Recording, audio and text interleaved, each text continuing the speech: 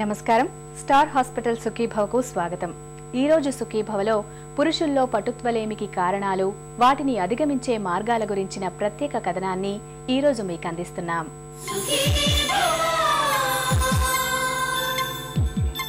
పడకగదిని జయించిన వాడే విశ్వవిజేత కాగలడని అంటారు రసజ్ఞులు.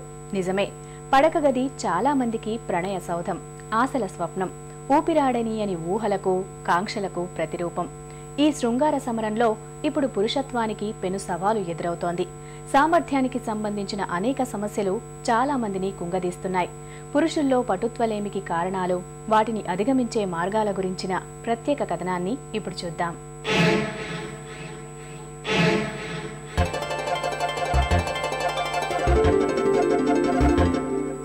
ముఖం మీద సుతారంగా సుతిమెత్తటి పట్టులా జాలువారే కురులు, మెడ వెనకగా నాసికాగ్రానికి గమ్మత్తుగా తాకి మత్తెక్కించే మల్లెల గుబాళింపు, గాఢమైన ఆలింగనల్లో మనసును ఉక్కిరిబిక్కిరి చేసే నులివెచ్చని చెలి కౌగిలి, నవనాడులు కంపించిపోతుండగా ఏదో తెలియని అనిర్వచనీయమైన అనుభూతి.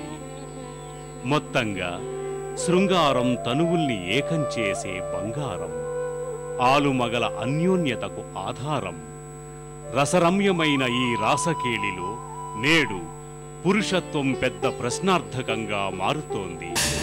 వాంఛలేని శరీరం, స్తంభన వైఫల్యం, అంతులేని ఒత్తిడి పురుష ప్రపంచానికి పెను